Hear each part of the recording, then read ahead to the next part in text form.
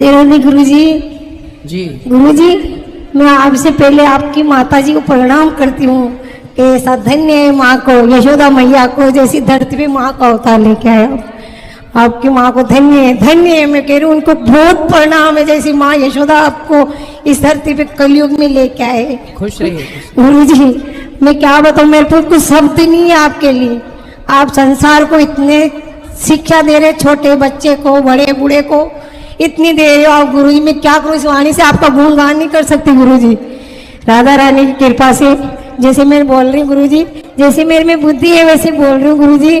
पर इस माँ को धन्य धन्य, इस माँ को जो आप जैसे बेटे को जन्म दिया। खुश रहिए खुश रहिए। धन्य। राधे राधे गुरुजी, राधे राधे। राधे राधे गुरुजी। जी मुझे लड्डू गोपाल के बारे में पूछना है, वो उनका कैसे पूजा होता है? घर में ले जाओ, उनको नहलाओ, भोग लगाओ, यही पूजा है। भोग कितने बार लगती है? जितनी बार आप खाएं उतनी बार भगवान का स्मरण करें। क्या आरती के बाद नमक लगा सकते हैं? नमक मतलब सब्जी वगैरह रोटी? हाँ, दोनों टाइम भोजन का भोग लगाना चाहिए। जो खाओ सुबह शाम दोनों टाइम शुद्धि से भोजन बनाओ, दोनों टाइम भोग लगे, दोनों टाइम भाव से भोग लगा के प्रसाद पाओ। और फिर लड्डू गोपाल का जो पुराना वस्त्र हो जाए उसे क्या करना चाहिए? रखे रहने दें उनको, रखे रहो संभाल के। पुराना वस्त्र है, कहीं गड्ढा खोद कर नदी इत्यादि के किनारे गड्ढा खोद के विसर्जित भी कर सकते हैं, अंदर जमीन के अंदर। अच्छा। राधे राधे गुरुजी। राधे राधे। राधे राधे गुरुजी। जी मेरा आपसे एक प्रश्न है। जो मतलब जो आदमी है जिसने जिंदगी भर पाप किए हो और मरते समय उसकी चिता में तुलसी के पत्ते हो या फिर तुलसी की माला हो, तो उसका क्या होगा? पाप मिलेगा कि पुण्य? पाप का भी उसको फल मिलेगा ही, पर जो उसने मरते समय अच्छा कार्य किया या जो भी पुण्य का कार्य किया उसका भी फल उससे मिलेगा। हम जो भी करते हैं पाप और पुण्य दोनों का ही हमें मिलता है, जब तक समर्पण नहीं होता। समर्पण हो जाने के बाद पाप नष्ट हो जाते हैं और पुण्य पुण्य रह जाता है। समर्पण के बिना यदि आप मरे हैं तो भोगना पड़ता है, चाहे पाप का भी भोगना, पुण्य का मिलेगा। महाराज जी मेरी मौसी टीवी पे लाइव देख रही है, एक बार उन्हें राधे राधे बोल दी। राधे राधे। हेलो गुरुजी, राधे राधे। जी गुरुजी, अब मैंने लड्डू गोपाल जी लिए थे, उनकी बिना प्रतिष्ठा कराए घर में पूजा करने लग गए हम, तो सही? तो प्रतिष्ठा करा लो ना, पंडित जी को, जो आपके यहाँ के पंडित जी उनको बुला के करा लो। और उनको तुलसी के जल से नहला दें, तो जल में तुलसी डाल के। हाँ। अच्छा। और गुरुजी एक क्वेश्चन है कि जैसे अपन कभी मरते समय, जैसे शुरू से ही अपन खूब वो करे, नाम जप किए, और मरते समय आदमी ऐसी स्थिति में आ जाता है जो उससे नाम ही नहीं आता भगवान का, तो फिर उसकी क्या गति होगी? जो पुण्यात्मा होते हैं, जो मरते समय भगवान को यदि भूल भी गए तो भगवान खुद उन्हें याद करते हैं। ठीक है गुरुजी, धन्यवाद। राधे राधे गुरुजी। जी मेरा आपसे एक प्रश्न है, शंकर जी की 3 आँख क्यों हैं? सबकी 3 आंखें हैं बेटा, 2 तो सामान्य सबकी दिखती हैं, तीसरा है ज्ञान चक्षु। शिव जी के अंदर वो चक्षु जागृत है, ज्ञान चक्षु है वो। मतलब देखो, जो हम लोग देख पा रहे हैं, हम लोग जो देख पा रहे हैं उससे ज़्यादा विवेकानंद जी ने देखा। हम जो महसूस कर पा रहे हैं उससे ज़्यादा विवेकानंद जी ने, उनसे ज़्यादा उनके गुरु रामकृष्ण परमहंस जी ने, तुलसीदास जी ने, सूरदास जी ने, मीरा जी ने। हम भी तो वही, हमने भी तो खंबा देखा, लेकिन प्रहलाद जी ने खंबे में भगवान को देखा। तो हम खंबा देख पा रहे हैं और प्रहलाद जी ने खंबे में भगवान को देखा, तो उनकी जो आंखें हैं इन आंखों से ज़्यादा है ना। तो ऐसे शिव जी सबसे श्रेष्ठ हैं। तो शिव जी की तीसरी आंख मतलब ज्ञान का नेत्र, ज्ञान चक्षु, तो सबकी होती हैं ये आंखें। प्रहलाद की आंखें खुल गई तो उन्होंने कण कण में भगवान को देख लिया। शिव जी की आंखें खुली हैं तो कामदेव को जला दिया। तीसरी आंख खुलेगी तो क्या जलेगा? कामदेव। शंकर जी की तीसरी आंख से क्या जला? कामदेव। जब हमारी तीसरी आंख खुलेगी, अर्थात ज्ञान होगा, वैराग्य हो जाएगा संसार से, तो अंदर की वासनाएं, एक छांव का अंत हो जाना ही तीसरी आंख खुलना है। तो शिव जी की कोई इच्छा नहीं है, केवल प्रभु को धारण किए हैं, इसलिए सदा वसंतम हृदयारविंदे भवम भवानी सहितम नमामि। इसलिए शंकर जी तीसरी आंख खुलकर काम को जलाते हैं, इसलिए उनकी तीसरी आंख है। हमारी और आपकी उस लेवल के नहीं है हम लोग कि हम शिव जी जैसे काम को जला सकें, इसलिए हैं तो पर खुल नहीं रही हैं हम सबकी। किसी की जरा सी खुल गई तो विवेकानंद हो गया, किसी की जरा सी खुल गई तो मीरा और सूरदास हो गई। हम लोगों की खुलती भी है तो जरा सी, पूरी तो शिव जी की ही खुलती है। जी गुरुजी मैं बड़ा होकर IAS बनना चाहता हूँ, मेरे को आशीर्वाद दीजिए। बिल्कुल, भगवान आपके सारे सपने पूरे करे, खूब मेहनत कीजिएगा। महाराज जी राधे राधे, आपके चरणों में मेरे दंडवत प्रणाम। कैसे हैं आप? कृपा है। महाराज जी मैं 2 वर्ष से बिहारी जी से दिन रात कृपा करता था, पल पल की आप हम कब बात कर पाएंगे, और आज बिहारी ने सुन लिया।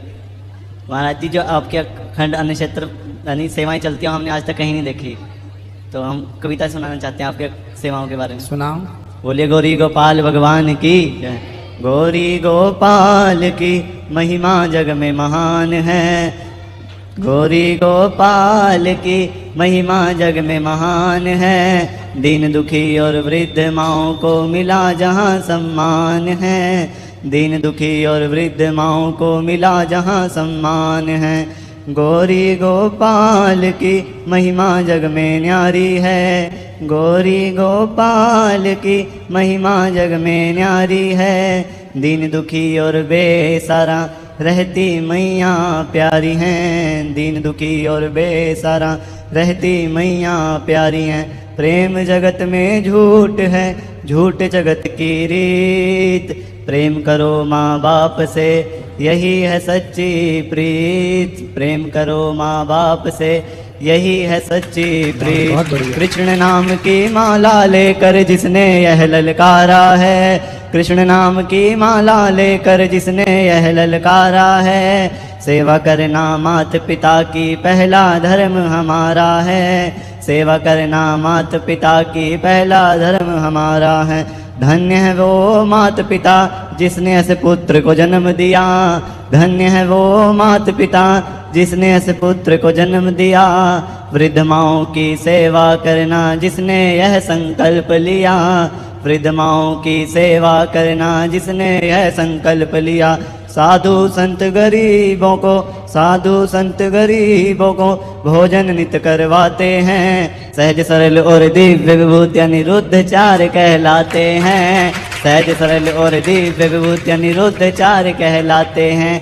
गोवंश की रक्षा खातिर गौशाला बनवाया है, गोवंश की रक्षा खातिर गौशाला बनवाया है। वृंदावन में निरुद्ध बनकर श्याम स्वयं ही आया है, वृंदावन में निरुद्ध बनकर श्याम स्वयं ही आया है।